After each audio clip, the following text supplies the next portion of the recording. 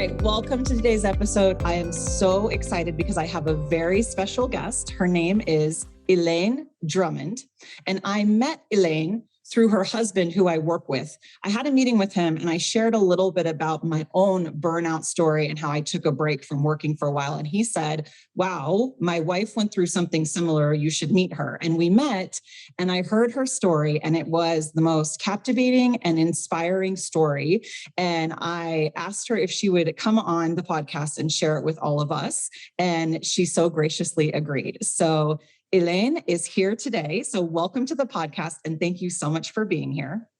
Thank you very much, Katie. Thank you for inviting me.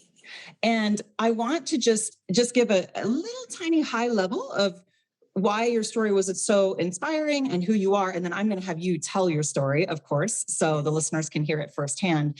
But Hélène is from Belgium and had some what I consider to be just these big, massive, successful jobs in her life, what society defines as successful, right? And she worked so hard to get there and had the courage to step away when it was what needed to happen for her in her life and to take care of herself in the right way. And I don't want to steal your thunder, so I don't want to go into too much more detail than that.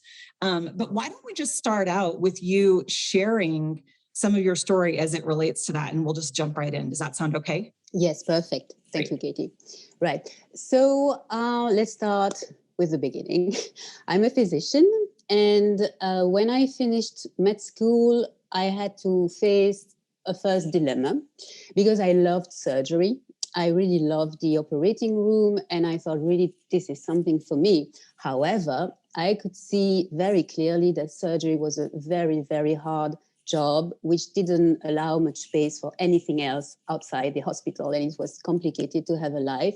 And unfortunately, there were very few women who were senior surgeons, when I was ending med school. And so it really made me think, what do I want? Do I really have a role model here? And the problem also was that these few women, not only there were not a lot of them, but also they were all single, and they didn't seem to really have a life outside the hospital. And I had just met my husband, and I knew I wanted a family. I wanted a life outside the hospital. And so I thought, okay, I'm going to try to explore other possibilities. And I decided eventually to go for a field that would allow me to still have some surgery, but not only surgery, and have a better balanced life. And I went for ENT, so ear, nose, and throat, which is also, there is a big part of surgery, but not only. And so that's how I ended up specializing in ENT. And I worked for a few years in a hospital also in Belgium. I'm from Belgium, so we were living in Belgium then. And I worked for a few years. Then we had the opportunity to go and live abroad to Singapore for my husband's career. And my husband and I have always been totally aligned on the fact that we wanted to travel and discover the world. And if there would be any opportunity to go live abroad, we would take it. We were really, really aligned on that. And so I was very happy and excited. We went to live for a year in Singapore. So I decided to take a break, a 1-year break. And we were very lucky because we had our first son, who was just a newborn when we left. And so I was extremely fortunate to be able to take care of my son for a whole year without working. And I was really happy and grateful for that. To this day, I cherish these memories. And when I was in Singapore, I actually got to meet other physicians like me, but who were not working in a hospital, who were working in the pharma industry, who had a corporate career. And I thought, oh, well, that's interesting. So I got to really discuss with them and really think, maybe that's something I would like to try, And when we came back to Belgium after a year, I decided to leave the hospital and really do this first career change and to go for a job in the pharma industry, because I thought that at the time and at that point in my life, that would be a better fit for me. So I started to work as a junior medical manager in a pharma company in the breast cancer area. And I liked the job, and I worked in the pharma industry in Belgium for several years, many years. And with time, I got to get more senior, got to get more responsibility. And I was hired by another company in which I worked not only in the oncology field, but also hematology. And I mean, it was really a nice job.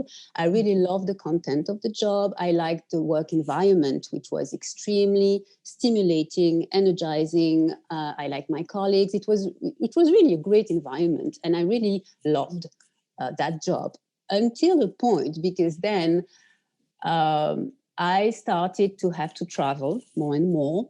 And I started to feel anxious because at the time we had two young kids. My second son was a baby. Mm-hmm. And it was complicated to handle because my husband had to travel a lot for his career. And even if I really did like a lot my job and what I was doing on a day-to-day basis, and it was extremely stimulating and gratifying, I got to get extremely anxious because of the logistics, because of the practical aspect of things. I was asked to take more and more responsibilities, which was great. And about the traveling piece that usually comes along with it, that was complicated for me, because maybe one thing I should say is that having a full-time nanny in Belgium is just, it doesn't exist. I mean, people don't have full-time nannies. It's just not a thing. And even if it would have been a thing, I mean, that's something we wouldn't have liked anyways. People rely a lot on their parents. So many grandparents actually take care of young kids, but both my mother and my mother-in-law were still working full-time, and they were not living in the same city. So it was really complicated from a logistical point of view. And but we managed, because you manage, when you don't have a choice, you manage, right? Yes. You manage. And then time went by, and I got to really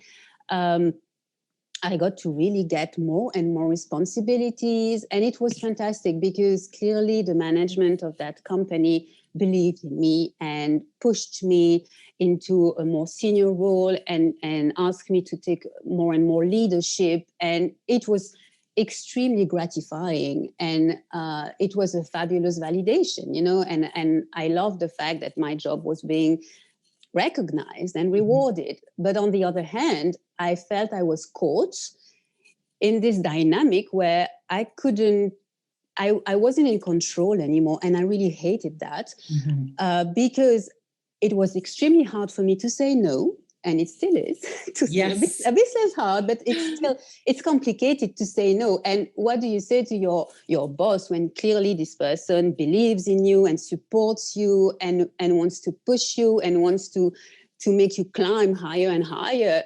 You just don't say no, thank you.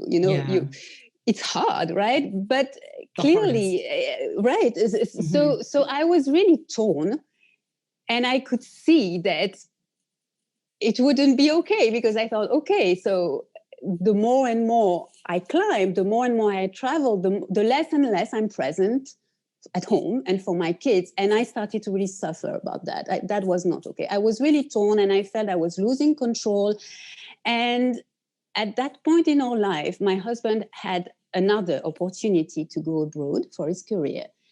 And I thought, oh my God, that's perfect. That's perfect, because I didn't have a solution here. I was caught in this. I was really sucked up in this situation where I was gratified, but I was anxious, more and more anxious, and I didn't know how to solve this.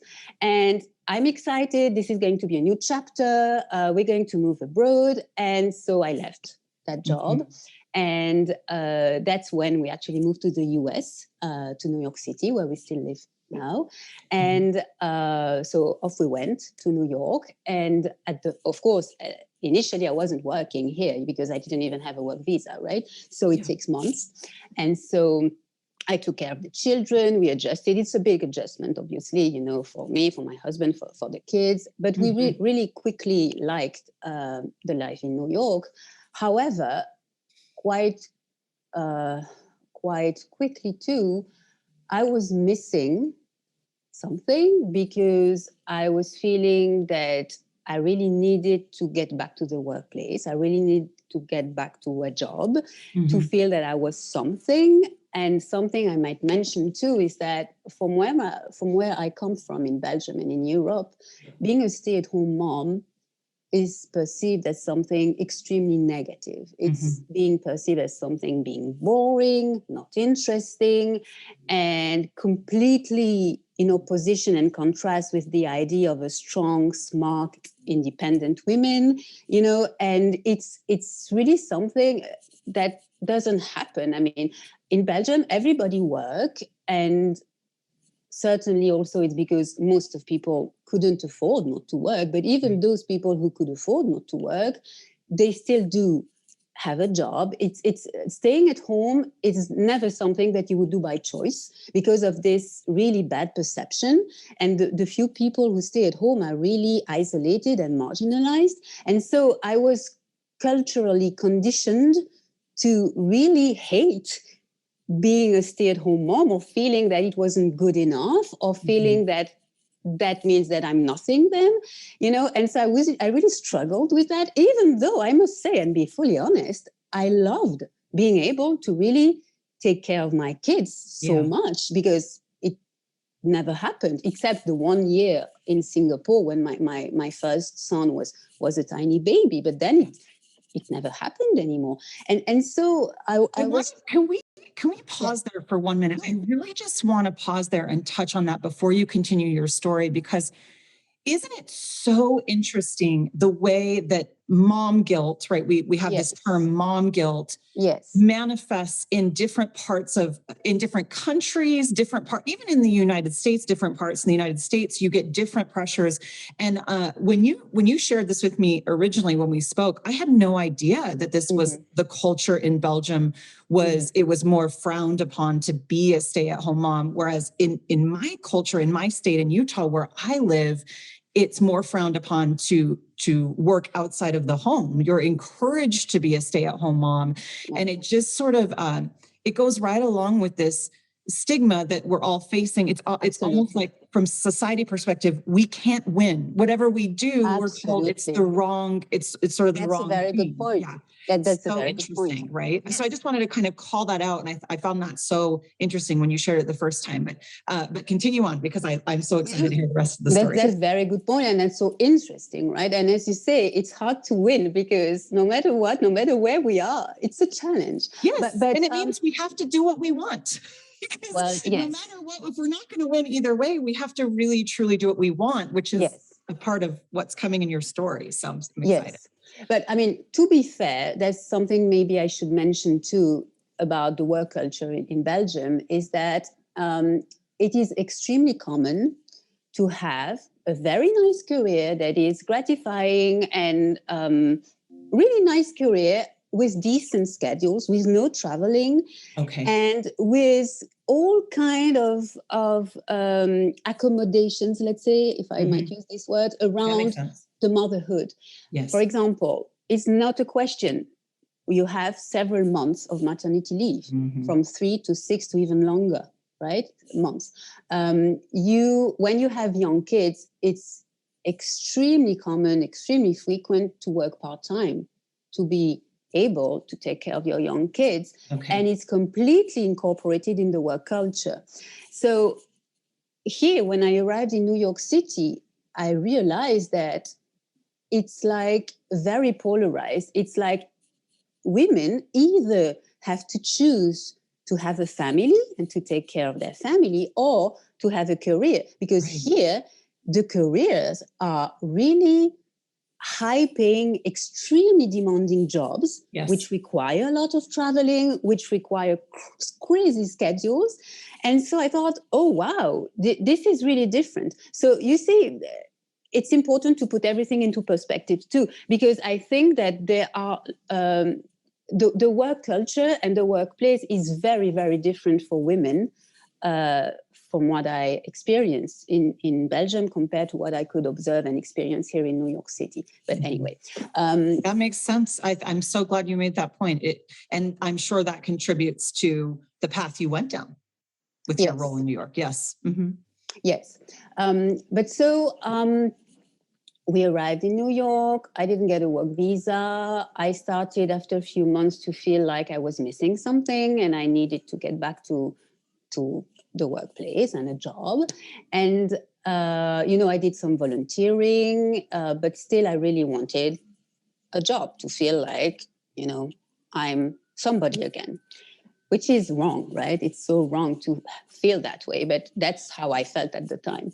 And so I got my work visa and I was hired in a very big pharma company here in the US, in New York.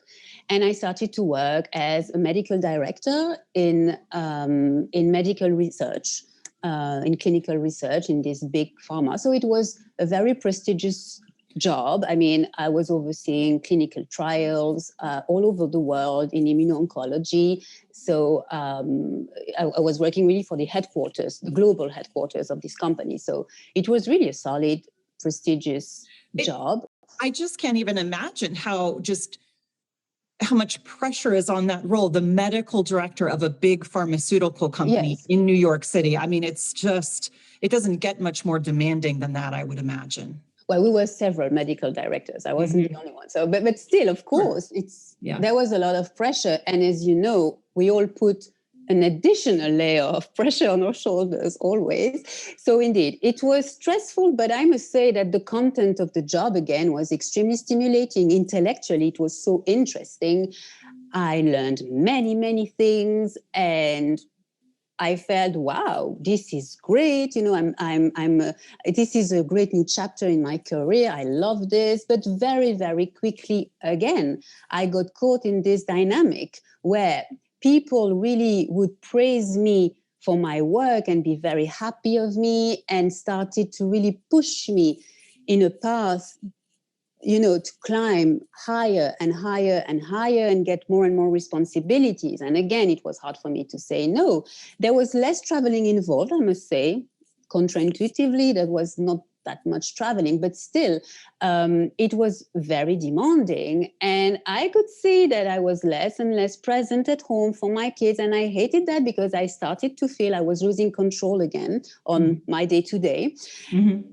But I mean, it went on, and it came to a point where I got extremely stressed and anxious because at some point, not only I got more and more responsibilities and a few traveling here and there, but what happened is that I was asked to take on the role of another person who had left. And in addition to my own role, of course. Wow. Yeah. And it was supposed to be temporary, until they would find someone else to replace that person who left. And I didn't say no. And obviously, it lasted for months. Yes. And I think that it really threw me to the edge of a burnout situation. I mean, I got caught in a spiral, and it got worse. Week after week, it was getting worse and worse because I had my own job and everything that was required for my own job, and this other role, which was also a very demanding role with lots of responsibilities and lots of pressure. Mm-hmm.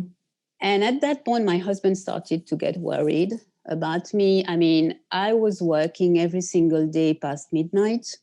I wasn't sleeping properly. I wasn't eating properly anymore. I was constantly thinking about my job, constantly anxious, constantly stressed.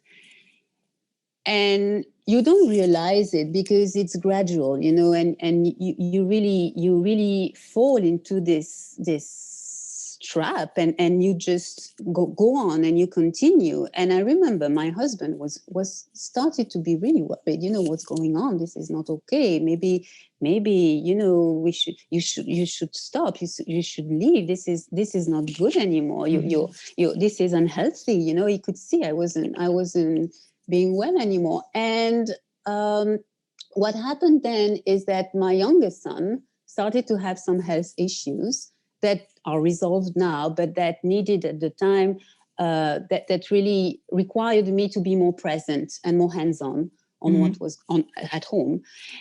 And I think that I can say now that is literally what saved me from a clear burnout situation, because at that moment I left. I took the decision to leave, and thanks God I did, because honestly, since then, I really could focus on my son and on my kids and on my family and on myself.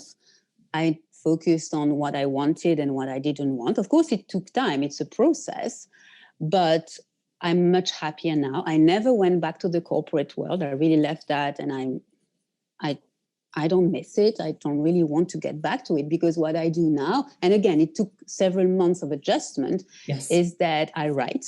So writing is a passion for me. I always loved reading and writing a book has always been at the back of my head since I'm a teenager. And writing and reading is really a huge part of who I am. And so again, after a few months, I settled down in this new life, and I thought, why wouldn't I try? Let's give it a try. And it took time again, but now, a few years later, I'm a novelist. I can say that. You always feel like you're a fraud when you say things, but no, I published 2 books. I'm working on the third one. I published a novel and a book of short stories. I write in French, so everything is being published in French. So it's in French. But I mean, I'm a novelist, and I am so much happier. I have so much more control on my schedule, on my day-to-day. I do something that truly makes me happy. I can take care of my kids whenever I want. It's much more balanced, and it's really what suits me. And so that's my journey. It's such an incredible story. And I know you just told it in a few minutes, what took years and years of your life. But I just, when I heard it the first time, I got chills. I got goosebumps, because I just can't imagine the courage that it took after all those years of schooling that you went through, all of that hard work, to get to become a physician and then become a medical director, and that whole journey you went on. To walk away from that must have been a very big and scary decision.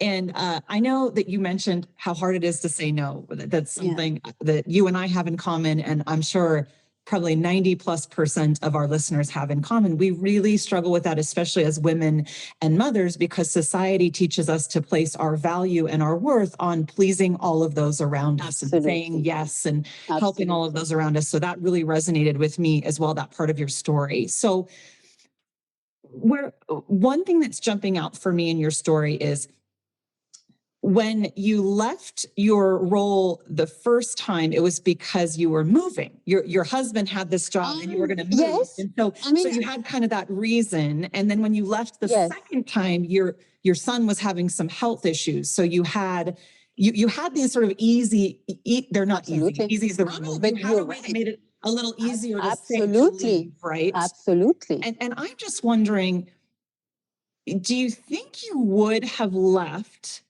had your son not had health issues, or would you have gone into burnout? I'm curious to kind of hear that thought process. Well, that's a good question. Yeah. No, I wouldn't have left.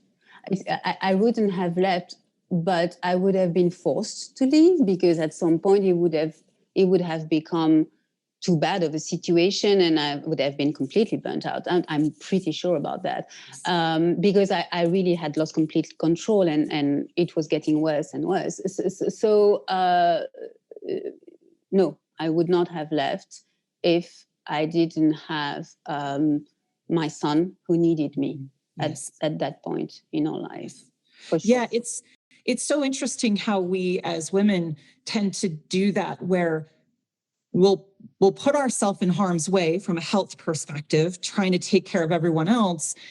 And we will take ourselves out of that position if it's for someone else. If we're doing it for someone else, your husband was moving, your son had health issues, right? But the decision to just do it for ourselves such a hard decision. Yes. And I think you're spot on. What you said is so important about you would have eventually had to leave because it would have impacted your health and the way you were living. And I think so many of us actually do wait until we have the health scare or the wake up call to make the change. And so it's amazing that you were able to do it before then. But I'm just wondering, from your perspective, why do you think that happens? Why do you think we as women, we have to do it for someone else versus do it for ourselves?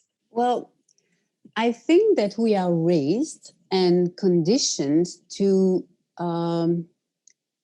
push ourselves and to really go above and beyond and to be strong and never to quit because that's considered weak, and to really go until you collapse, basically. But of course, you don't think that way. You think, no, I have to be strong. That's okay. That's going to get better. I have to take on more. Because I think we are conditioned and raised in a way. We've all seen our mothers going above and beyond too. Yes. So I think that's a part of that, certainly. And at some point, and it's a very good point too, when you say the first time, it's because you thought, okay, my husband has this great opportunity. Of course, I'm not going to prevent him. And again, it was easier because I love traveling too. I love the idea to come to New York. But indeed, there was a part of me thinking, I will never prevent him from, going for it. This is a fantastic opportunity. So that would have been very interesting if I had, this job that I really loved, and I wouldn't have been anxious because I wouldn't have to travel. I don't know, but I think that probably I still would have left because we want the happiness of the people we care and we love around us. But that's also that part that plays, we are also made to really be empathetic and to take care of others more than we take care of ourselves, because it's considered selfish. Because again, our mothers spend so much time taking care of others and not really themselves. So I think it's coming from there.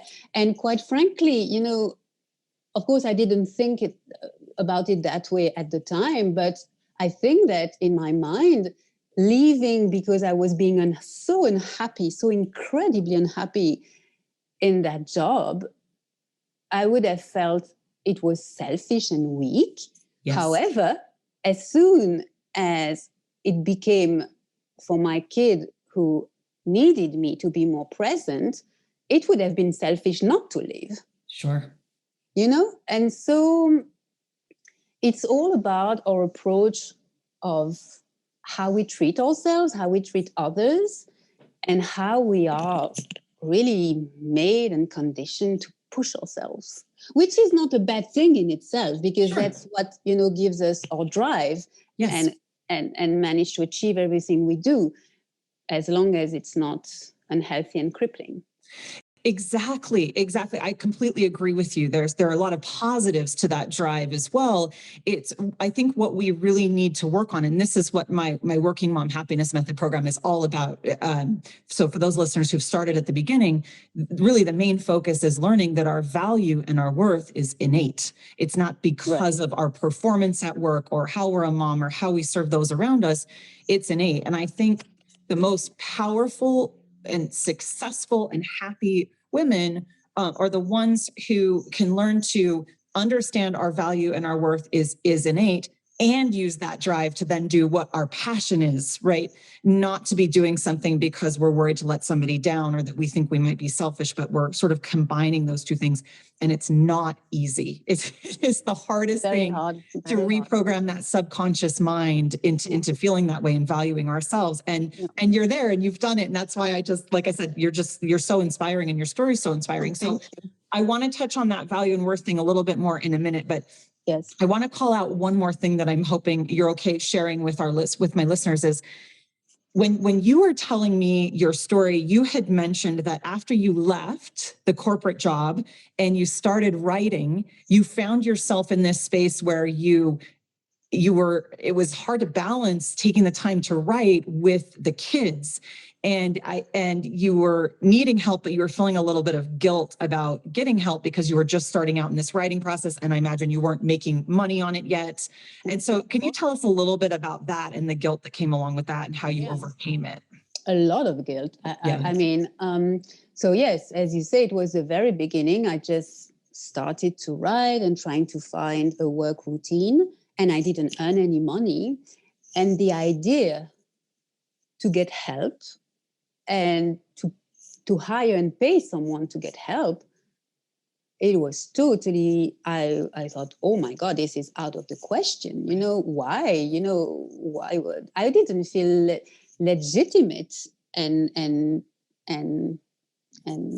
worth being helped and having to pay someone for help, because again, I wasn't earning any money with what I was doing at the time, and also being helped regardless of any other consideration. Again, it's something that is hard for us because we tend to do everything ourselves, right? So it's already a first step. But anyway, so yes, I felt extremely guilty about that. And I didn't think about it. I rejected the idea. And so what happened is that my husband, who has always been incredibly supportive, told me, but if you want to really go for it and commit to become a writer, I mean, it's a job, and therefore you cannot just write in the morning until you go pick up the kids and then write after they're in bed at night and not sleep at night. I mean, he told me you have to organize your schedule to be able, like a job, because it is a job. You need to give yourself the opportunity to really take it as a job, and therefore you need help. Otherwise, you're never going to be able to manage. And I also met a best-selling author, a French novelist that I really admire, and I got to meet her a few times, and she mentored me a bit at the beginning, and she told me the same thing. She told me, Hélène, you really have to give yourself the space, the mental space, but also the time in order to be able to write. And she told me that she was absolutely convinced that if she hadn't had her nanny when her kids were young, she would never have been able to write her books and to have the career she's had. And she told me it is really critical that if you're serious about this, I mean, it's a job, so consider it like a job, and it doesn't matter if you don't earn money yet from it. You need to be able to write and to work, because writing requires a huge mental space and time too, and it's true. And so I was very lucky to have very supportive people around me, and so I hired a babysitter, not every day, a few afternoons per week, and it made a big difference. Yes, this is so incredibly common, and not everybody is trying to write a book, and not everybody can hire a full-time nanny, and not that yours wasn't full-time, but not everybody's husband is so supportive. And so what I want, if you're listening to this, what I want you to think about is, where can you ask for help to support whatever it is you need help with in small ways? And maybe it's not even that you're paying somebody. Maybe you're asking a relative or a friend or somebody for help, but you don't dare to do it because you don't want to burden that person, or you feel guilty about asking for help in general. To your point, sometimes we just feel bad when we need help. We think we should be able to do it all. And it's very vulnerable to say, no, I need help and I need a break. Even if it's just an hour 3 times a week that you ask a friend to help or a neighbor to help. I think those can be really difficult things for us to ask for, but we are worth it. We're worth getting up the courage to ask for that help. And it was just another moment when you shared it with me, because I had that happen to me too. When I left my job and I started this business and I wasn't making money yet, same thing. I felt guilty about spending money on anything to do with the business or having help around my house, that sort of thing. I really felt very guilty about that too. So I understand that you and I, we understand we are in a privileged situation where we had husbands with jobs that allowed us. I mean, that is absolutely, and not everybody's in that situation, and that's okay. But even if you're not in a situation where you, if you're single or you don't have that type of support, there are small ways that you can ask for help that really can change your life. I think this is just like such an important message here. I fully agree. Life-changing. Yeah, I love that. So thank you for sharing that. Okay, so I want to shift over back to what we were talking about before with how we get our value and our worth sort of tied up in serving others and helping others. So as you left the corporate role and started really putting yourself first, going through the process of overcoming the guilt and hiring the nanny, all these things, walk us through the process. Walk us through your process of starting to really realize that it was okay that you were doing this and then you didn't have to go back to that corporate job and that you could still be valuable and worthy in society in this sort of less traditional role of being an author. Walk us kind of through that journey, and how long did it take you to unravel that value and that worth? It's a long process. Yes. I would say that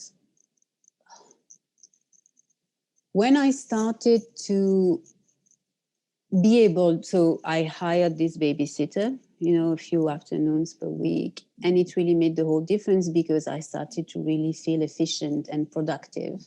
Therefore, I was happier, I was prouder of myself, and it was actually better also in terms of the mother I was, because I was more fun, because I was happier and I was more connected with my kids. So it had a positive impact all over. And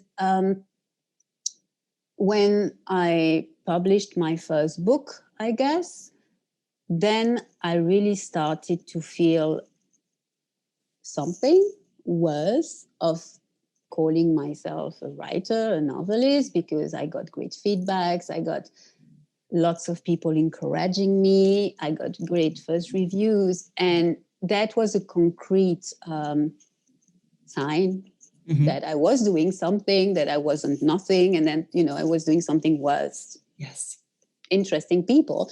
But I mean, it still happens now that I would feel not legitimate. And I would say, oh my God, what am I? Because you write a book, it gets published, and then you're having nice reviews, and then second one. But it's an ongoing process, and there's always in the cycle a time wherein you're in between, and then you doubt about yourself. Say, oh my God, am I going to be able to write something good again? And you're on your own. I mean, you don't have colleagues, you don't have.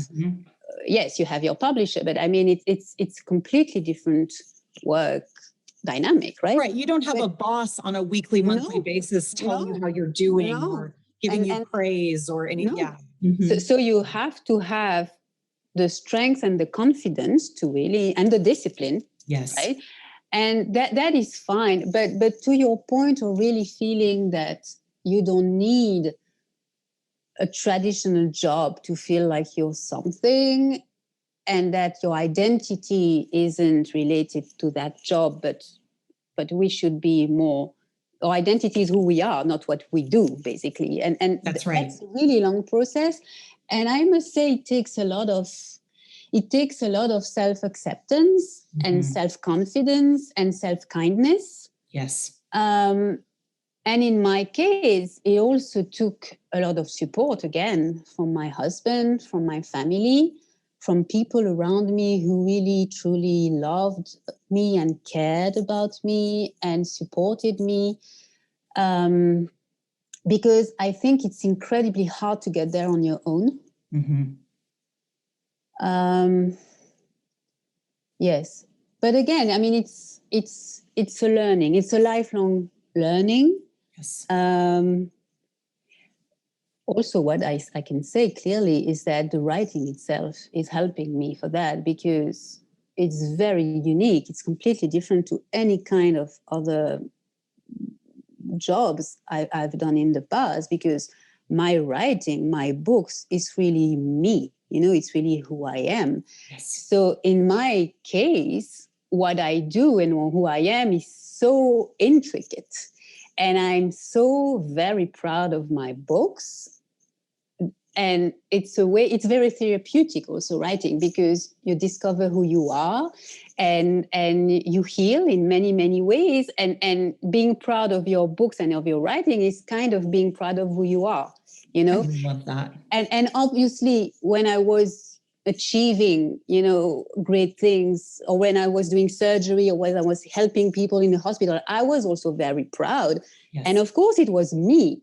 But what I'm trying to say is that my books are really completely me. They are parts of me, Yes. And therefore, I think it's very therapeutic, because it helped me really truly deeply understand that I can be proud of who I am.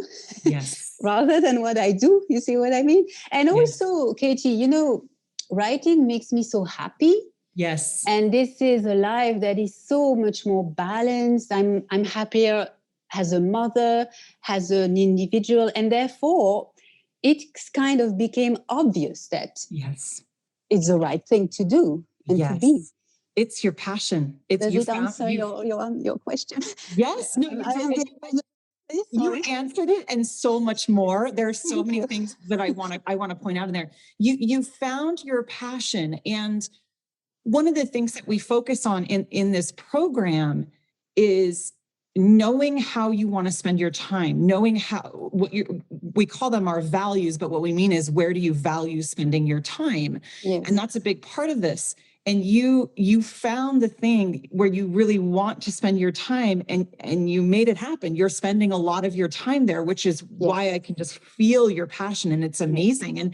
And I think what's important, the important message for anyone who's listening to this is, you don't have to quit your job to bring some of your passion in. If you're not in a financial situation where if you can't quit your job right now, that's okay. If your passion is writing, or whatever your passion is, find some time, ask for help, get support, because as you said, Hélène, you can't do it yourself. You need help, you need support, and you're worth asking for it. So ask for some help and some support, whether it's from your husband or from a friend, a neighbor, just to do time to have your passion. And I think so many of us think, well, if I'm going to ask for help, it better be because I got to go run an errand that I really need to do or have to get done. No, it doesn't. It could be an hour for you to write, if that's your passion.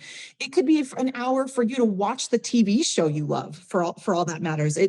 We really need to value ourselves enough to do the things we love and create the time in our lives to do the things that we love. And so I love so much that you said that. And I love so much that you said you relied on the support from those around you. And even if maybe you don't have the most supportive husband, or you're single, there are people in your life who love you, and they're willing to help you. Yes. They're willing to help.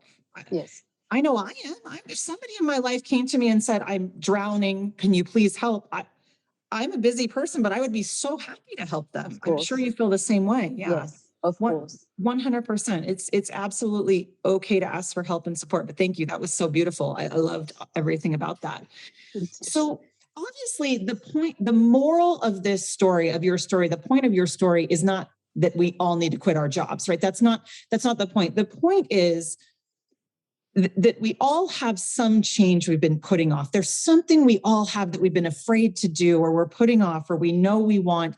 And it could be as small as starting an exercise program, right? Or making a meal plan, or going for a promotion at work. Not that that's small, but it doesn't have to be that you need to leave your job. Maybe you do. Maybe you need to get up the courage to leave your job because it's sucking the life out of you. That could be something going on. But really what this is about is having the courage and valuing yourself enough to make the change that you've been putting off, or that you've been afraid of. And so, Hélène, I'm wondering if you can share, based on your experience in doing this and making this big, scary change, what advice would you give to other moms, women who are thinking about making some kind of change in their life? I would say that my advice is really to try to be true to yourself, and to try to do the things that you deeply feel are a good fit for you, and not a good fit for what you expect it to do or you expect it to be, but really truly matches what you want to be and what you want to do. Yes, be really true to that. And as you say, it doesn't have to be so extreme as to change job. It can be little steps, but make space for yourself. Yes. To try to listen to what truly makes you happy, what makes you excited, what makes you curious, and try to get there. And also, I think it's important to say that we change over our lifetime. You know, I never regretted the jobs I did in the past because there was a moment of my life it was the good fit for me. I mean, I have a very clear, strong scientific side in me, and so my medical jobs and in the pharma industry were a good fit for me, and I'm very happy I did that. You know, what is important to understand is that we change, we are in constant evolution, and therefore sometimes we're on a path that's just not the right fit for us anymore. So just be aware, oh, am I still on the right track, or do I need to adjust? Do I need to make a little shift? How do I make sure that I'm being true to myself always? But it takes time. It takes time, and it takes a lot of self-reflection to know yourself. It's not like obvious from a day to another, right? Yeah. It's not obvious because I think that we let the pressures of others, whether it's our parents and what they wanted us to do with our lives, or our church, or just our society in general, what society pushes. Sometimes we don't even know what we want because we've been so influenced by those around us. Or maybe it's our spouse or just somebody in our life who really pushed us towards something. And because we loved that person or we respected that person, we thought this is what I'm supposed to do. And it can almost blind us to what we want. That's why I love how beautifully you said what you truly want. And absolutely, for so many of us, that takes some real time and soul searching and paying. I love what you said about paying very close attention to what you're curious about, or where, that's how we can start to find our passions, because I think so many of us don't even know what our passions are because we've been so influenced by others in our lives. Yeah, I love that so much. Thank you. Okay, last question. What is your personal definition of happiness? Yeah, that's a great question. That's a really great question and not an easy one. Yeah.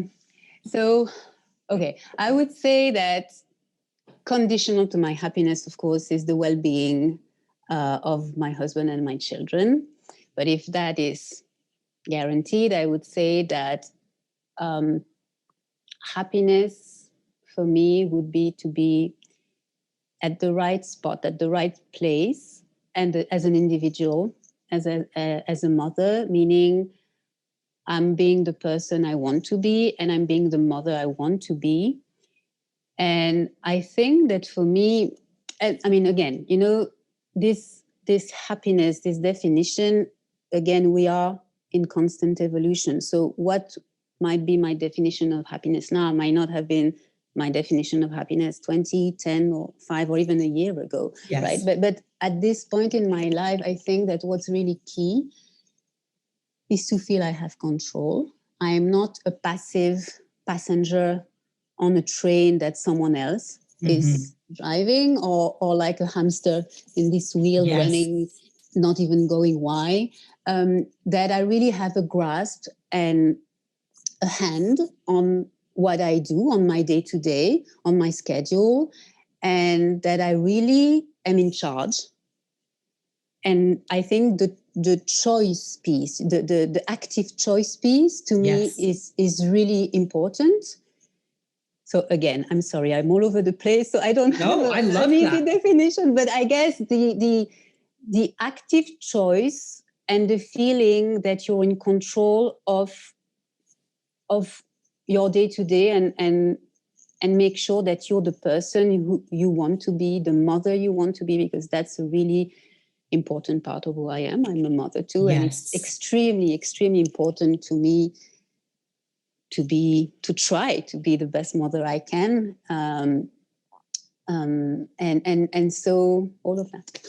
That is so beautiful. What I'm hearing from that is, for you, it's creating your best life. It's that Yes. you are the one Yes, exactly. creating, you're taking the steps, Exactly. you're creating your life versus reacting to something. Exactly. That's And, exactly and what just I mean. letting your life unfold reactively. You're proactively creating what your life looks like. That is so beautiful. And you've done that. It's exactly what you've done. You're living your happiness in that you have created this life where you're an author and you've published books and you're having this time with your family and your kids, and you're not working up past midnight every night. And Right. you have the support you need to take the time writing and spend it with your family. And I just think it's magic. That's why I'm so inspired by you. And I cannot thank you enough for taking the time and being so willing to come and share your story. I know that you're going to inspire so many others who are listening to this with the courageous choice you made to create your happiness. It's beautiful. Just before we wrap up, if maybe there's somebody who is a French speaker, French reader on the line. I do actually have listeners in Europe. I'm not sure what languages they speak. Is there somewhere they could find your book? Would it be your Instagram or a website? Yes. Yeah. Where could they find that? Yeah. Yes, of course. I have a website. It's HéléneDrummond.com. I have an Instagram, and my books are available on any kind of online platform. Yes. So my novel is called La Place est prise. And that's my first book. And my second book is it's a book of short stories. It's called Mensonge Innocent. Great. So, but I do have a website. I'll link it in the show notes. Thank you. Yeah, I'll put a link to your website and to your Instagram in the show notes. And so if anybody is interested in checking out your books, they can find them. Thank you. Well, thank you so much again. This has just been great. And I'm really excited for everybody to listen and be inspired. So thank you very much. Well, you're so welcome, Katie. It's an absolute pleasure. It's an extremely interesting discussion. So thank you for inviting me. Thank you.